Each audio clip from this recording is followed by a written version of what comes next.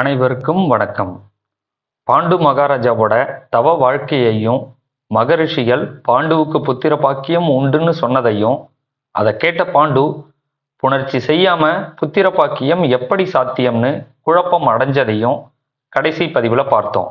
இனி கதைக்குள்ள போகலாம். பீஷ்மர் திருதராஷ்டிரனுக்கு காந்தாரியையும் அவளுடன் பிறந்த 10 பேரையும் அது மட்டுமில்லாம பற்பல தேசத்துல இருந்து 100க்கும் மேற்பட்ட பெண்களை தருவிச்சு திருமணம் செய்து வச்சாரு. அடுத்து பாண்டுவுக்கு குந்தியையும் மத்திர தேசத்து மாத்திரியையும் திருமணம் செய்து வச்சாரு. இப்போ விதுரருக்கு திருமணம் செய்து வைக்க நினைக்கிறாரு பீஷ்மர். தேவகன் அப்படிங்கிற பெயரை கொண்ட ஒரு அரசனுடைய வைப்பாட்டியின் பெண் ஒருத்தி அழகும் இளமையும் குணங்களும் நிரம்பியவள்னு பீஷ்மர் கேள்விப்படுறாரு. அந்த பெண்ணை அழைச்சிட்டு வந்து விதுரருக்கு திருமணம் செய்து வைக்கிறாரு பீஷ்மர். சிறந்த புத்தியுள்ள விதுரர் அந்த பெண்ணிடம் தமக்கு ஒப்பான புதல்வர்களை உண்டாக்குனாரு. ஒரு சமயம் பசியோடவும் களைப்போடவும் வந்த வியாச முனிவரை காந்தாரி ஆராதனை பண்ணி உபசரிச்சு மகிழ்விக்கிறாங்க. மகிழ்ந்த வியாசர், உனக்கு ஏதாவது ஒரு வரம் கொடுக்க விரும்புறேன், என்ன வரம் வேணும் கேளுன்னு சொல்ல, என் கணவனை போன்ற 100 புத்திரர்கள் வேண்டும்னு காந்தாரி வரம் கேட்கிறாங்க. அந்த வரத்தையே கொடுக்கிறாரு வியாசர். பிறகு கொஞ்ச நாள்லயே காந்தாரி கர்ப்பம் அடைகிறாங்க. காந்தாரி கர்ப்பம் அடைந்த விஷயத்தை கேட்ட பாண்டு தன் அண்ணனான திருதராஷ்டிரனுக்கு வாரிசு உண்டானதுல பெரும் மகிழ்ச்சி அடைஞ்சாலும் தனக்கு வாரிசு இல்லையேன்னு பெரும் துயரமும் அடைகிறாரு.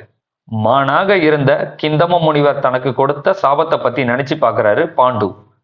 அந்த சாபத்தால தான் சந்ததியற்று போனோம்னு மேலும் துயரம் அடைந்து தன்னைத்தானே வெறுக்கிறாரு பாண்டு. விசுவாமித்திரரை போல கடும் தவம் செய்து சித்தி அடைஞ்சு இந்த தேகத்தை நீக்கி சொர்க்கத்தை அடையலாம்னு நினைச்சிருந்த பாண்டுவுக்கு இப்போ புத்திர பெரு ஆசை வருது. தன் மனைவியான குந்திய உடனே அழைச்சி பேச ஆரம்பிக்கிறாரு பாண்டு. குந்தி, பிதிர்கள், தேவர்கள், ரிஷிகள், மனிதர்கள் ஆகிய 4வருக்கும் கடன் பட்டவனாதான் ஒரு குழந்தை பூமியில பிறக்கிறான். பிறகு பிறந்த அந்த குழந்தை தர்மத்தை தெரிஞ்சுக்கிட்டு அந்த 4 பேரோட கடனையும் தீர்க்கணும். அப்படி தீர்க்கலனா அவன் நல் உலகமான சொர்க்கத்தை அடையவே முடியாது. தேவர்களிடம் பட்ட கடனை யஜ்னங்களால தீர்க்கலாம். ரிஷிகளிடம் பட்ட கடனை வேதங்களை பாராயணம் செய்தும் தவம் செய்தும் தீர்க்கலாம். மனிதர்களிடம் பட்ட கடனை அன்பால தீர்க்கலாம்.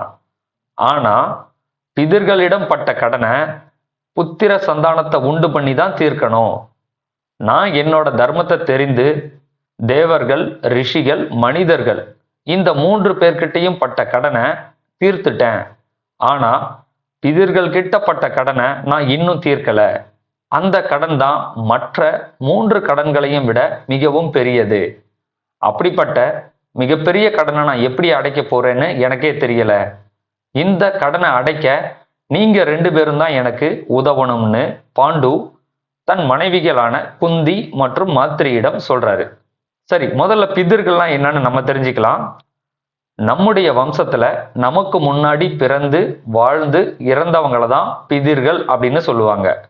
பிதிர்கள்னா நம்முடைய மூதாதையர்கள், முன்னோர்கள்னு அர்த்தம். சரி, நம்ம மீண்டும் கதைக்குள்ள வரலாம்.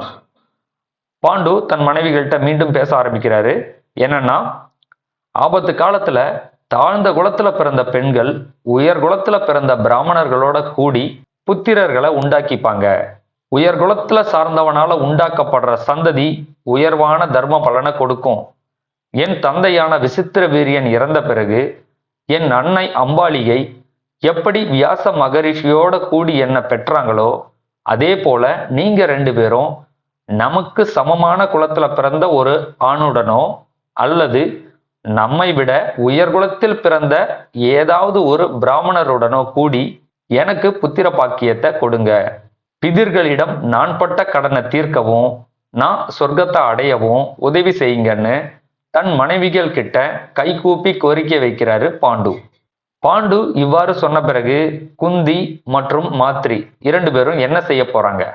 பாண்டுவின் வேண்டுகோளை ஏற்று இன்னொரு ஆணுடன் கூடி குழந்தைய பெற்றுக்கொள்வார்களா அல்லது கோபம் கொண்டு பாண்டுவின் கோரிக்கையை நிராகரிப்பாங்களா? காத்திருங்கள், அடுத்த பதிவில் அதை தெரிஞ்சுக்கலாம். நன்றி, வணக்கம்.